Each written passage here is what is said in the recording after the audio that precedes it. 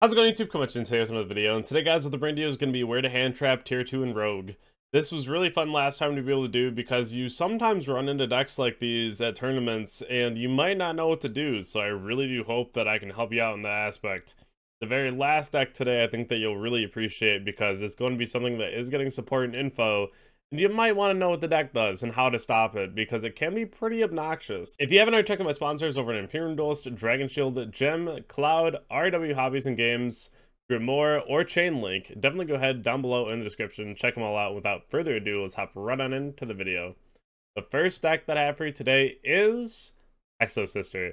I think Exosister is honestly like my #1 sleeper pick this format. I think that it's really solid with all the grave manipulation we have going on. So I think that this deck definitely can shine. Obviously, that's a huge uphill battle going second, but you just got to main things like Dark Early evenly and hope for the best, right? And you also main Shifter, so like that's also a huge plus. If you're playing against this deck, though, you definitely want to go ahead and shut down Mikanko on the effect to search. You can go after the Caspatel if they summon and you have like a Veiler, a Mourner, or like an Imperium, because this will search Martha. But if they do go for the Mikanko, this is also a really good one to go ahead and hit as well. Bell sucks in this matchup, just don't play this into this. Ash on the Martha is really important. When Caspatel is summoned using Exosisters, it has a mandatory effect on summon, so on the mandatory effect, you just ogre it, and so it's just like really rough for them at that point. You also can just hold Imperium for your turn to just go ahead and hit the Magnifica. I think that's also really solid because it's just like baits out something already, which is great as far as playing through the board because you still have to deal with like Returnia too. So definitely something else that you can just kind of knock off immediately, and even force out like a talent play real fast, which is really cool. And if you play Zeus, it's just a free material. So we always love that. Pure Unchained. Now, I threw this one in here. I know this is a little odd, but I have seen an uptick in people talking about this, so I want to make sure that there is some kind of clarification on this. DD Crow Shyama before they use the effect, because this card will still destroy the card on board if you don't, because it has to resolve as much as possible if they activate it. So preemptively banish the Shyama out of graveyard. You also can banish like a Yama early on, but like I like banishing the Shyama. Either or works though. Ogre, when they use the effect of Solar Rage, they do get the effect to add something back, and they can like Yama it back to the board, but the effect is hard once per turn, so it doesn't really matter. Ogre on this is really strong, so they can't use your monster. Bell on the effective chamber, and then if they go to pop a trap card to summon from deck, just Ash the first one they pop.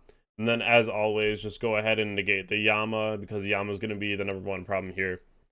Vanquish, Infer, Snake Eye. I've talked about this before. This deck is, for some reason, still around. I've seen it a few times. The #1 thing here is that you don't see any Vanquish Soul cards as cards that you want to stop. Pretty accurate, though. They just use it as like a package to get to other things. But they do use Ricardetto in this combo. That's a really crucial point of interaction. That's why you see it here over like the Turpin and the Renaud.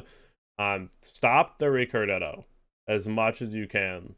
This is a key piece of their combo. Throw the target out of the graveyard from the Ricardetto, spell the effect, negate it. You can also negate the Renaud. That also works just fine, but just know that this is like a key piece of their combo. The Ogre on Museum in general is very strong. Ash on Museum as well, so they can't search. You also can Ash the original Sin. They only play like the original, a Witch, and a Poplar. So not a huge package of Snake Eye, so it's not like a huge priority. It's definitely nice to get rid of, for sure. But I like going after the main engine. And then Bell and the Ricardetto effect or onto Turpin as well is pretty strong. Floowandereeze, this is pretty straightforward. You can Bell Stree, it just doesn't come up enough. You shouldn't have this in versus that matchup. Ogre on the field spell is always going to be premium. Ashing their pot card and then just going ahead and negating the Eglin is also really strong. If your opponent leads Advent because they need a card, I'd always Ash immediately. It just means that their hand is probably pretty bad. Swordsoul, this is a deck that is still recurring. We still see it. DD Crow onto Vishuda. This is just like, DD Crow is never like that great. I usually would use it on like a Boxia target engrave when they try to combo that way. But I really do think that DD Crow on like a Vishuda, if your opponent is trying to play and they want to like bait something, it's nice to have this in hand to make sure that they can't get to this as like a free just removal. Ogre onto a Swordsoul name when they reveal or banish is really smart because your opponent just like summons a token and then all of a sudden is just like, wow, like I just have a token now, right? So Ogre can be pretty impactful, but like you also just wouldn't side it into this matchup really. You can, is not my favorite though. Bell on the Boxy effect whenever they have to combo this way, where they use the Taya to dump a Moye and then they'll do the Boxy to bring back the Moye. Really good to be able to stop that. Ash onto Emergence so they can't search Protoss. Nibiru against this deck is crazy. And then you just want to stop the Protoss. But if you're not really afraid of Protoss or it's game one and you're not really sure that they're going to blind anything that great, then you can just stop the Moye, of course. Plunder Patroll. I get asked a lot of questions about this deck. Just Ash any of the ships. You can Ash any of the ships. It doesn't matter. They all add. So, like, the entire effect is, like, negate that card, then add. The entire effect of, like, Moark, banish that card, add. So definitely make sure that you have Ash for the ships. If they go early combo and they have like a Whitebeard they pitched and they want to summon, you can always just go ahead and Ash that too. It works. Bell on the booty effect is really good, or if they're trying to combo, Bell on the golden hair is really smart. Any kind of negation on Yord is really awkward because like it puts them at a loss, honestly, for like things that they're actually allowed to do. Any kind of negation onto Yord is very, very good. Ogre, after they pitch one on Shipyard, is pretty solid. DD Crow on the effect of Golden Hair Engrave, again, when they pitch one to go ahead and summon, you DD Crow this is also very good. This deck is pretty cool. I like this deck a lot. It's always like the weird one in the room that's always like a dark horse and could do well. I think this is like one of the best rogue decks we have in the game. Labrynth, this deck just keeps going. Go ahead and DD Crow the rollback target because rollback won't resolve if you banish the target because it checks in a resolution. Bell, big welcome. You have to Ash the welcome because they'll summon Lovely and then you can't respond to big welcome. And then any negation onto the Ariana is really smart as well.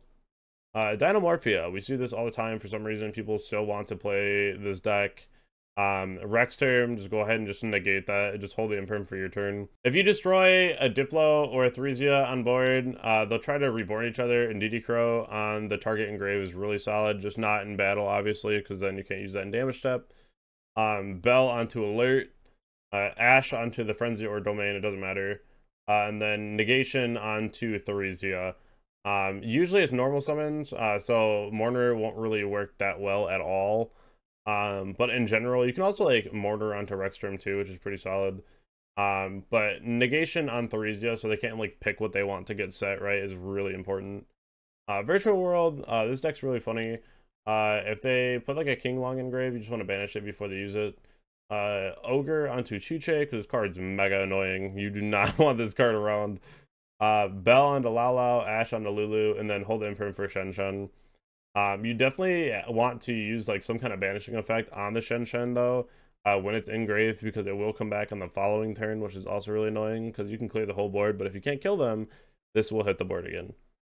Mikanko, this deck is not very real anymore, but you know, it's a tier 2 rogue video, so if you run into it, now you know.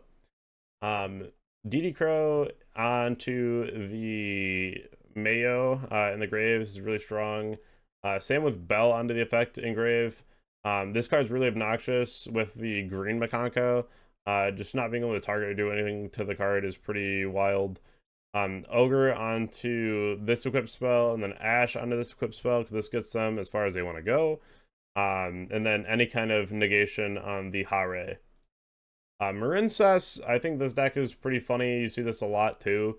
But it's not ever going to be like that good, but it's still pretty solid. Like you'll still see it around.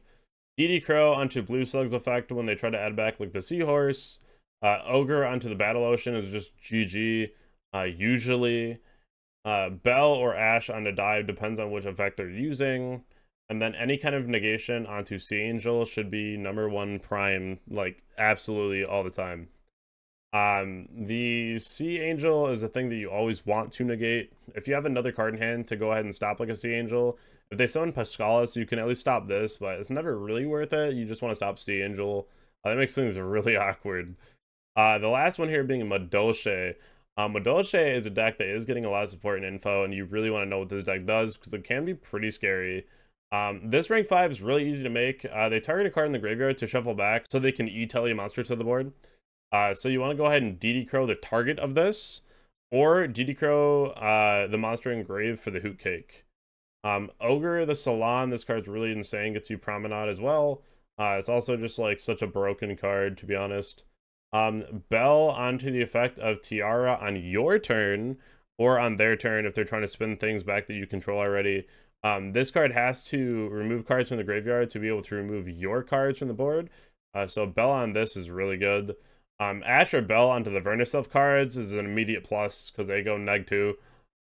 So this is the best spot, but like if they get this out, you really want to go ahead and Bell this. You can Ash like the Petting Sisor, or you can Ash like the Angeli, which is fine. You can even Ash the Hoot Cake. But I think these are the better spots, right? But if they open up Seedling, I'm dropping this immediately on it. Then any kind of negation you have onto the Meowcaroon. This card's also very good for the archetype. This deck can be pretty obnoxious to play against, so definitely have enough testing against it, just so you know what it does in case it ever comes up. But this should be a pretty solid spreadsheet right here to know how to stop this deck. The other thing that I want to point out, if you haven't already heard, I have a ongoing Twitch stream donation bar at the bottom there to help me get to nationals comfortably, especially with all of the Fiendsmith cards. So definitely going to be a lot going forward, but I'm very confident that I'll do well at Nats. If you would like to support, there is a link at the top of the description. Feel free, never required, but always appreciated. I am going to be giving away the Downward Mat on Twitch when we hit 300, so be there for that. So this is also going to be another thing at Nats. I'm actually going to be walking around with a binder. This thing is already kind of just bulging out with how many cards are in this. There is a ton of random hand traps, staples, current meta-relevant cards.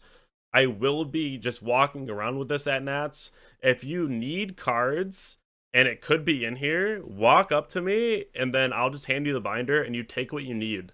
I really want to make sure this game is playable for as many people as possible, of course. So I'm going to be handing out free cards to make sure that you have the cards that you need to be successful. I hope that you all have a wonderful day, and I'll catch you all in the next video. Thank you all so much.